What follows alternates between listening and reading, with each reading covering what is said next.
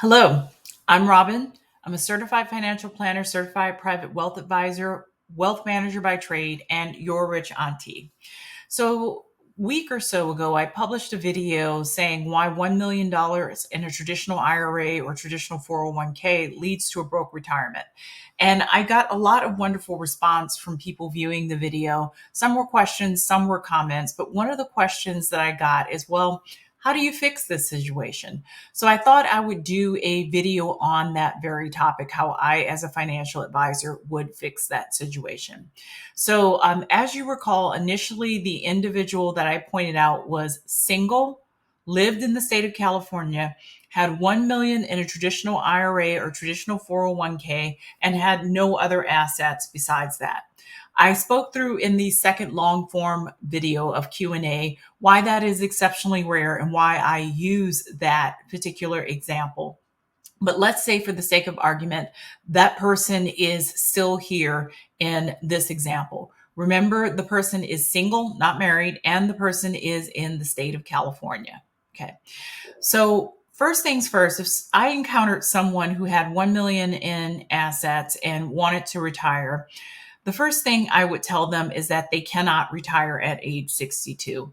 They need to really build up their Social Security before they can retire. Okay. 25% or just over 25% of Americans age 62 start taking their Social Security. And I'm sure that there are a diversity of reasons behind that. Some of it may be medical. Some of it may be the person is just laid off and can't find work in their industry or field, being so close to being 65 and considered retired. Or it may be that people genuinely don't know. But generally, taking Social Security at 62 turns out to be a mistake. Why? It's a diminished amount that you receive versus if you had just wait until full retirement age, which for some Americans is age 67. It's a little bit more complicated than that. But you would have got a heck of a lot more money had you just waited until 67 or age 70 to start taking your Social Security benefits. 25 or a little greater than 25% take it anyway at age 62. Also, if you start taking it at 62, you can't take your Social Security and basically work a job at the same time. The government will tax the hell out of the Social Security benefits to basically make it not worth your while to do so. So, given a few extenuating circumstances, taking your Social Security at 62 is almost universally a mistake. But the reality is, Americans need to work longer than 62 in order to make retirement work. Even with 1 million in a traditional IRA, traditional 401k, you need to work longer. You need to work until full retirement age, which is age 67. It's likely going to change in the future, but it's currently age 67. And if you can work until age 70, that is fantastic. So each year that you work longer than age 62, you get an 8% increase in your Social Security. Now, I, as a financial advisor, wealth manager, can't even promise you an 8% return. But with Social Security, the longer you wait, each year you get a guaranteed 8% return. It's also all cost of living increases that are given to people on Social Security will be generated on whatever amount that you receive. So if you start taking it at age 62 and you receive a diminished amount, that cost of living increase is going to be calculated on that diminished amount versus waiting until age 67 or age 70, where you can calculate a cost of living increase on a much larger amount. So to fix this situation with 1 million in traditional IRA, traditional 401k, this person needs to work until age 67. I calculated their Social Security out as about $3,100. This Social Security looks at your top 35 years of earning.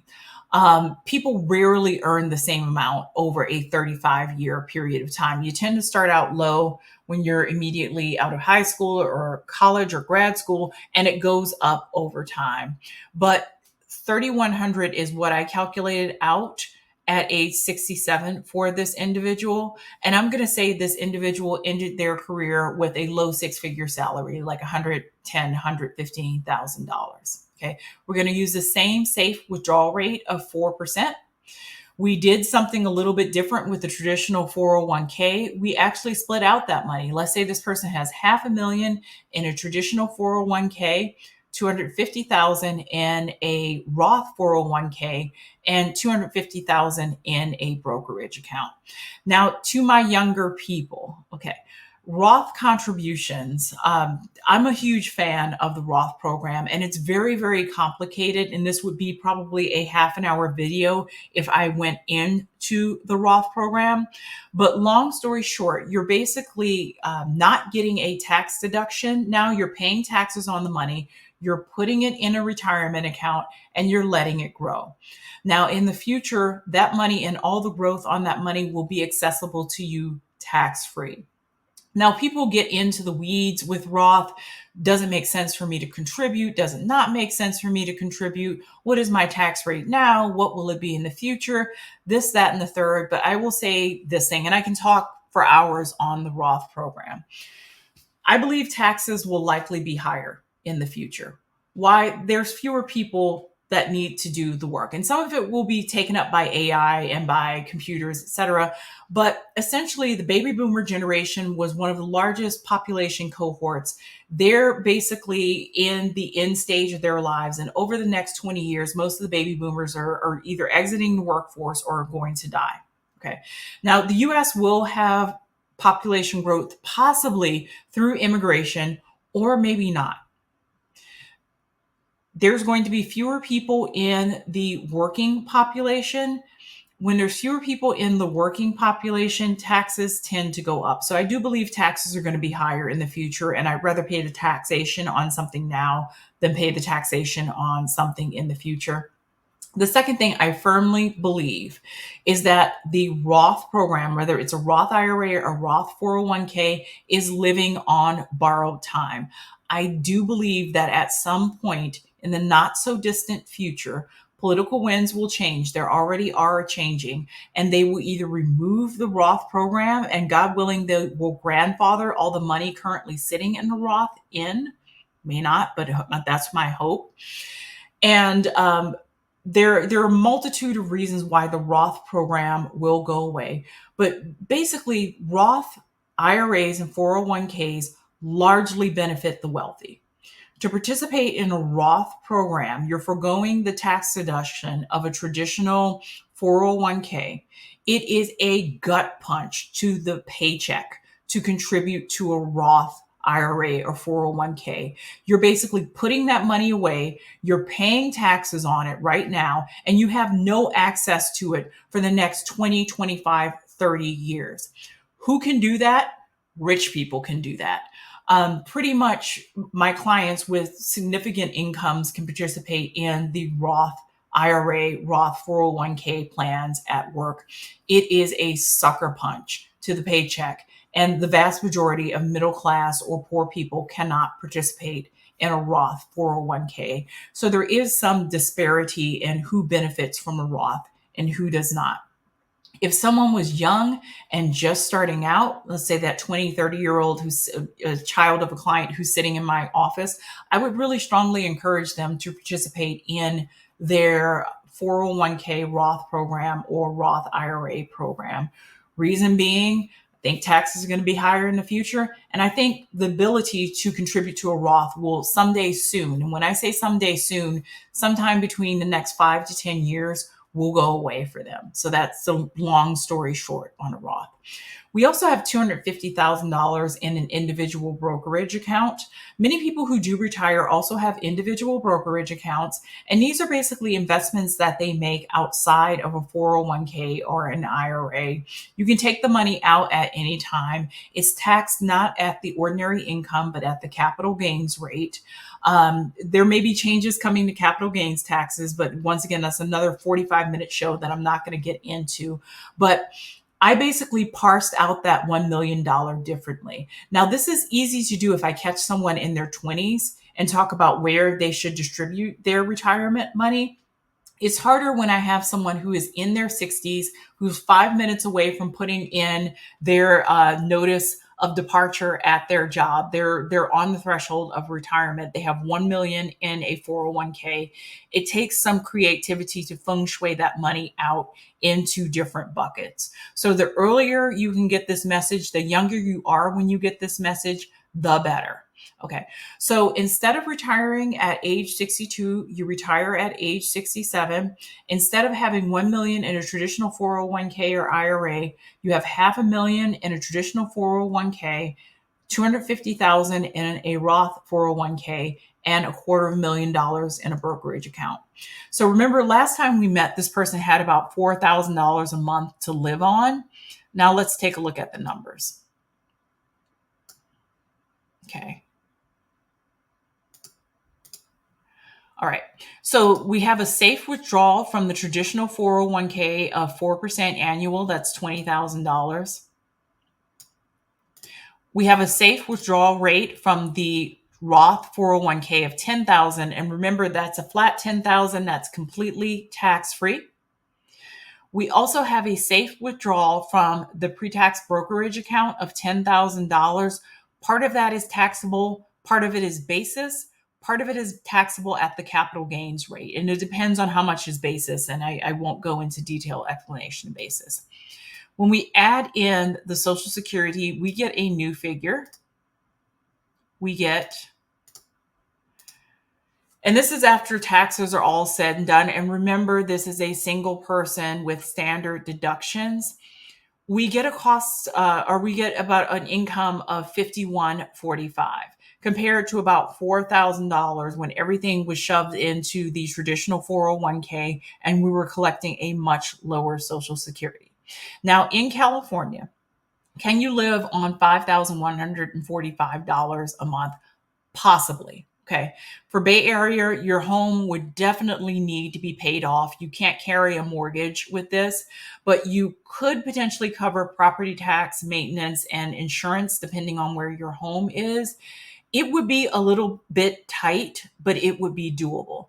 Now, outside the Bay Area and outside of Los Angeles and San Diego and these other very high costs of living areas in the state of California, you probably could make a decent living off of $5,145 a month.